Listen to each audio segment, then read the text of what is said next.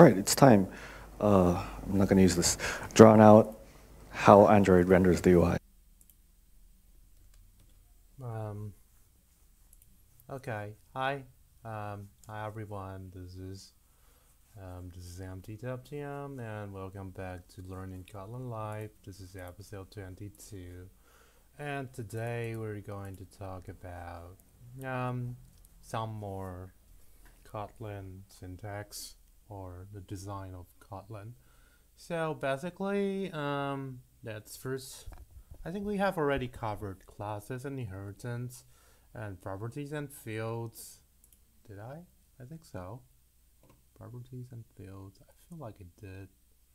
Getter, setter, backing field. Yeah, I think I covered these already. Compile time constants. Did I? Covered compile time constants. Okay, anyway, if I found out that we haven't covered this yet, I will be back really soon then. So let's take a look at these interfaces today. So interfaces in Kotlin are just very similar to Java 8. That's expected. And we use the interface keyword. And interface can be implemented, but with the colon. And a class or object can implement one or more interfaces, but I wonder if it can implement several classes. Extend. No, it's not called extend.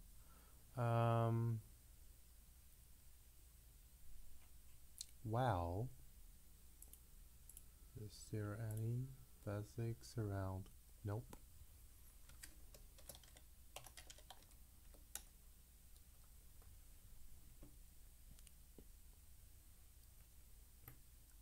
Explicit supertype. So I think from what we've learned earlier, basically Kotlin has only one explicit supertype, so I believe it's only one. It's just like Java, only one type that you can inherit, but you can implement many interfaces. Correct me if I'm wrong. So what about properties and interface? So this is something that is new to Kotlin, which we wasn't able to do in Java. So a property declared in an interface can either be abstract or it can be actually Java interfaces can have constants, so it's still pretty similar, I believe. Properties declared at the interface can have backing fields, so yeah, expected. Accessors declared and it can reference them. But I wonder if we can have a var. I don't think that should be possible, but maybe it is possible. But I tend to believe that if it is possible, it's going to be used as an example here. So maybe no. Properties and fields. Oh, so I think val are properties. Is it right? No. Nope. Fields are special items.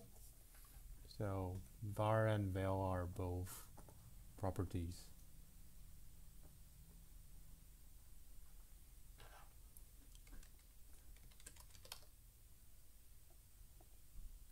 Yeah, they are all properties.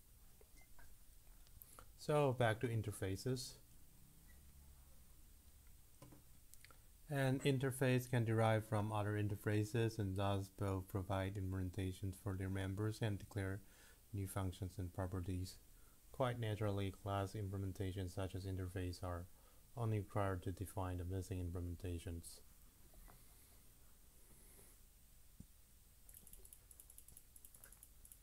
So we can have implementations for name, for properties. So kind of like the abstract class, I believe, in Java. Well, it's not that same, but you got the idea. Resolving overriding conflict. I think we have talked about this earlier, and if there's a conflict between interface A and B, I'll declare foo and bar. Then you will need to but only B implementation bar is not marked abstract in A. Okay, this is abstract, but this is not abstract. So if the function has no body, now if we derive a concrete class C from A, we obviously have to override, of course. Or if we derive D from both A and B, all the methods we have imprinted from multiple interfaces, and how exactly D should implement it. So yeah, just like we've talked about in earlier lessons, with these, with the duplication of the name, we will need to be explicit, even though one is not implemented at all. So visibility of where are we? Visibility modifiers. Well, this is important too as well. So the four visibilities, they are private, protected, internal, and public. Oh, internal is something that's new to me. The default visibility is public.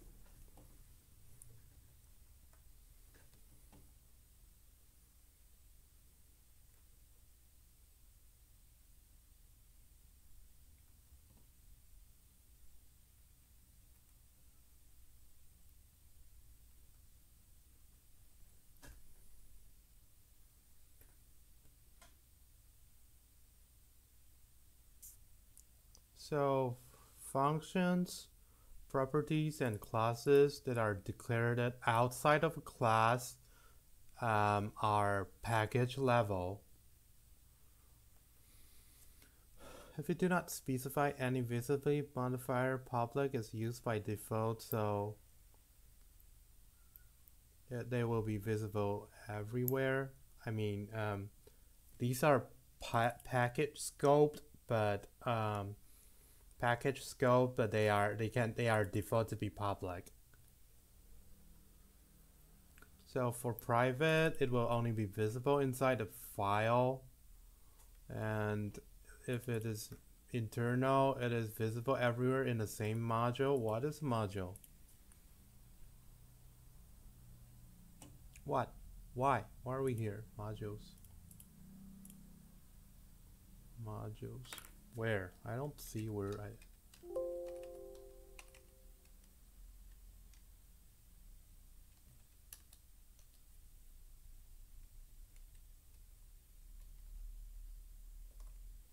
What? Why?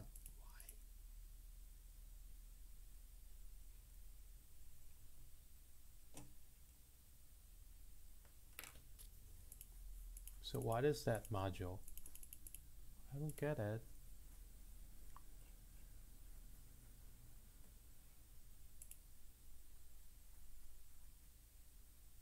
Oh, here it is. The internal visibility modifier means that a member is visible within the same module.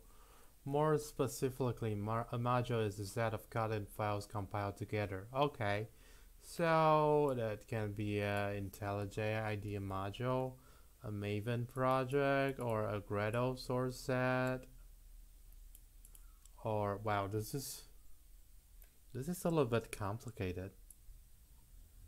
So whatever, but it kind of all links to whatever that are compiled with one invocation of Kotlin C. It's scoped, well, it's by these resource. What are these? Code, what is a Gradle? Source control, or let me take a look. Build tools, yeah. So basically modules are for controlled by build tools. So let's not go deep into it today. Protected is not non-available for top level declarations. What does it mean? Okay, for top level declarations, there is no such protected keyword. So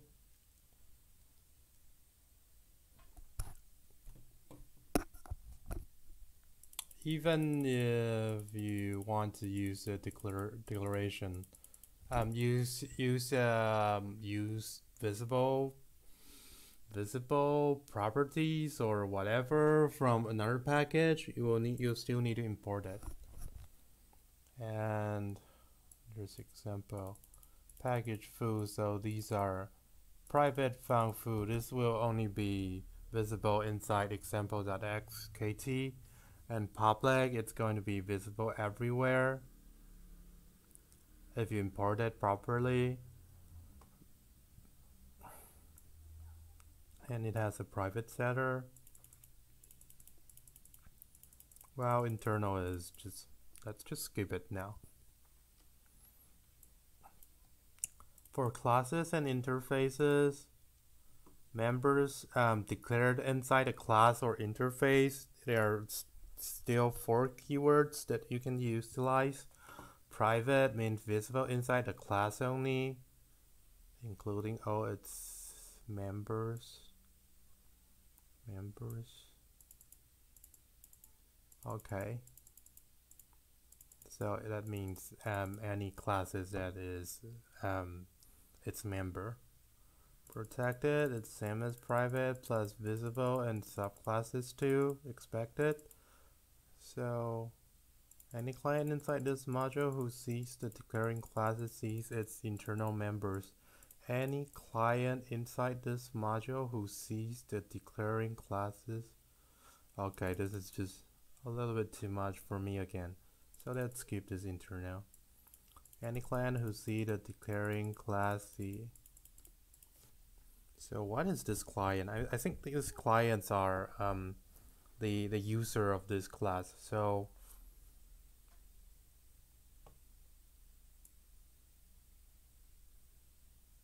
if you can see the declaring class, you can see all of the public members.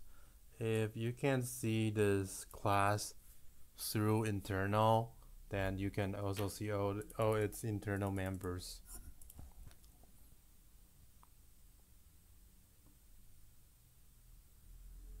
Outer class does not see private members of its inner classes in Kotlin. So that means we don't have anonymous or private member access in private members. So this means so outer don't see. In Java, outer sees inners and inner sees outers, but in Kotlin only inner sees outers. If you override a protected and do not specify the visibility explicitly, the overriding member will also have protected visibility. This is expected too.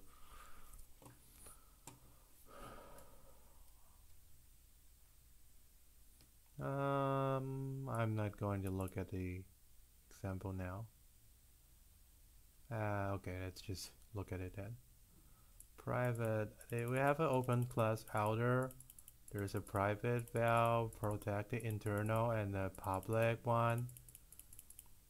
And it has a nested protected class. And it has a public member in the protected nested.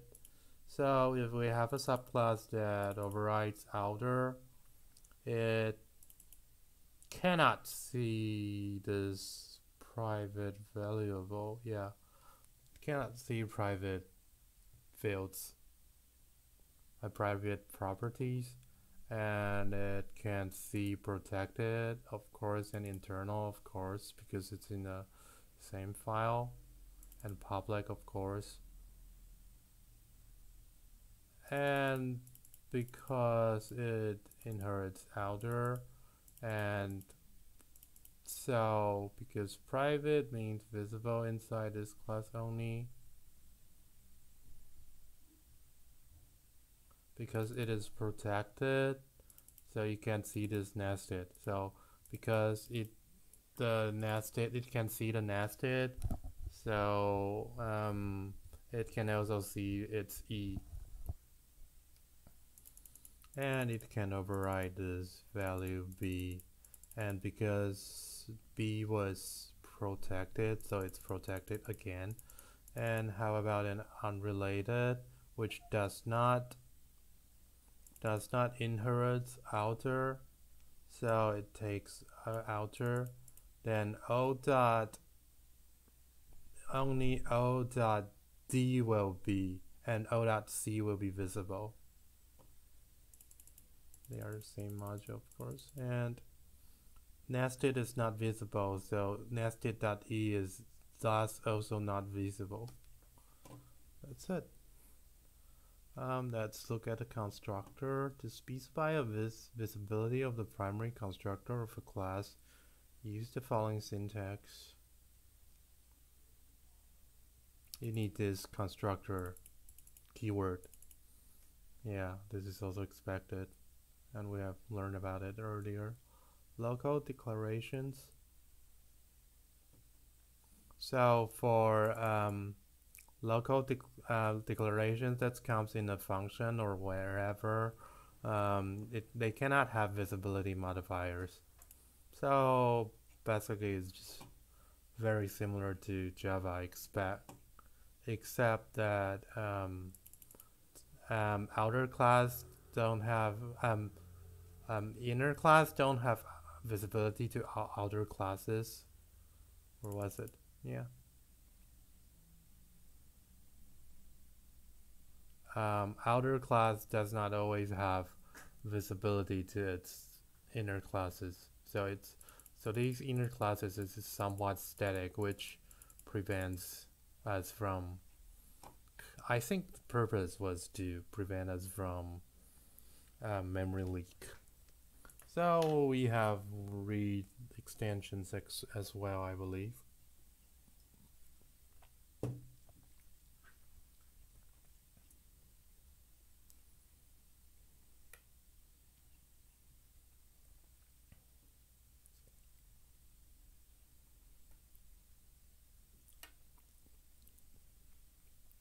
I'm pretty sure we have read these. So I'm not sure if we have read these. Note on visibility. Extension utilize the same visibility to other entries. Yeah, which we just read. An extension declared on top level of a file has access to the other private top level declarations in the same file. Why? Wait, why? An extension declared on top level of a file, it has access to the other private. Why?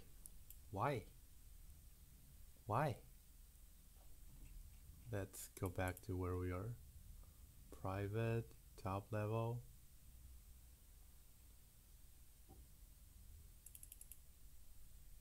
Oh, it will be visible in a file, so extensions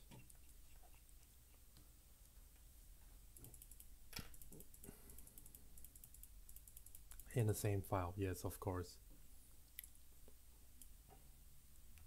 If an extension is declared outside its receiver type, such an extension cannot access the receiver's private members. Yes, that makes sense too as well.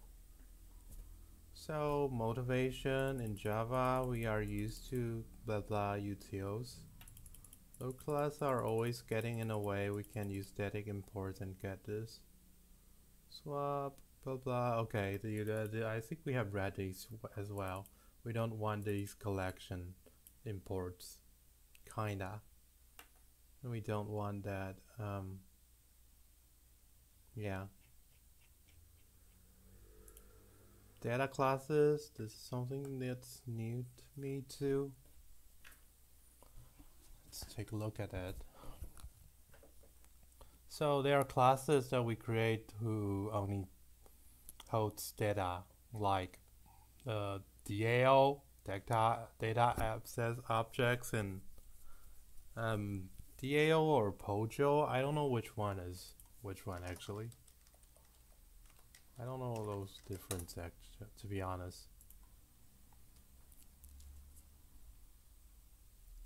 DAO is an organizing class that contains methods to access a database, so POJOs. So POJOs are plain old Java object. POJOs are just the items that we created that only for the purpose to create to carry data. So in Kotlin, this is called a data class, and it's marked as data class user blah blah blah blah. The compiler automatically derives the following members from all properties declared in a primary constructor. So only data two instance of a data class is only equal when all of the fields that are declared in the constructor is also equal. And it also do some toStrings.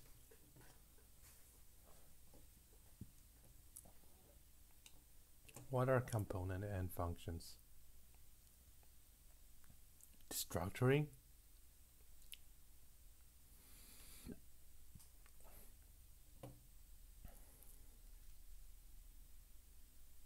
Wow, this is new. We're going to need to look at these later. That's not something we're going to concern now. It's kind of related to Lambda. Copy function. To ensure consistency and meaningful behavior of the generated code, data classes have to fulfill the following requirements. The primary constructor needs to have at least one parameter, yes. All primary constructor parameters need to be marked as val or var. This sounds like of course to me. Can we? Don't mark constructor parameters with neither val nor var. I don't think that's possible for me now, per my knowledge. Data classes cannot be abstract, open, sealed, or inner. Well, I don't know what sealed is actually. Before, data classes may only implement interfaces. This is no longer true anymore. Additionally, the member generation follows these rules with regard to the member's inheritance.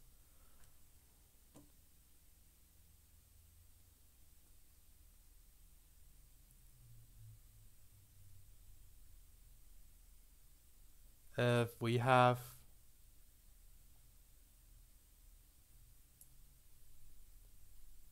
if it has a superclass and there is a final implement and there is and these functions are implemented finally, then we won't generate these functions automatically. And if we have implementation of these functions in this class itself, in this data class itself, it's not going to be generated as well. I'm not going to look at this component and deriving a data class from a type that already has a copy function.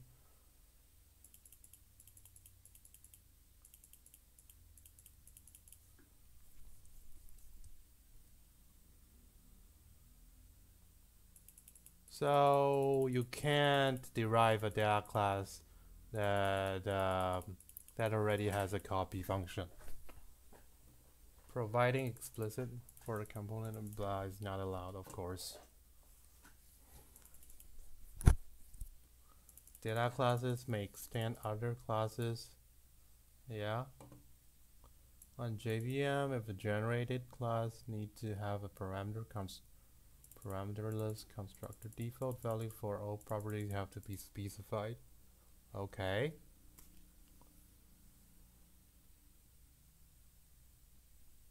Property declared in the class body.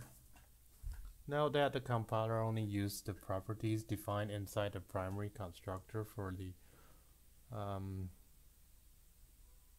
so you can declare it in a class body if you want to exclude it from the auto-generated implementations. Only the property name will be used inside it. What? Okay.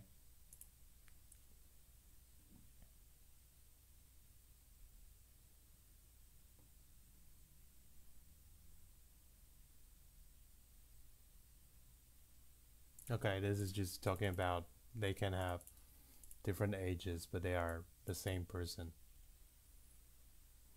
Actually, I think it wants us to print alone. Yeah, person 1 equals to, and I think that's true. True, yeah. So copying, it's often the case that we need to copy an object, altering some of its properties, but keeping the rest unchanged. Well, so this is basically a deep or shallow copy. I don't know which one is it. For the user class, oh, I mean, yeah, that's definitely a deep. Deep? I don't know if this is deep or shallow actually. The differences between a deep copy and a shallow copy is if the pointers or classes that is owned by this class, that the I can't call it subclass, but the classes that it owns, I think this is the best way I can express it, should be different if it's a deep copy. Its implementation would be as follows. Function copy blah blah equals to user. What? Why? What? What?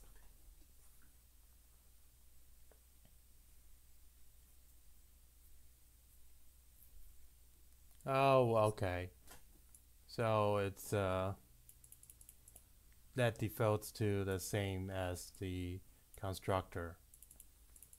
So we can copy copy a Jack which has age 2 but still has the name Jack. Data classes and destructuring declarations. Functions generated for data classes enable their uses in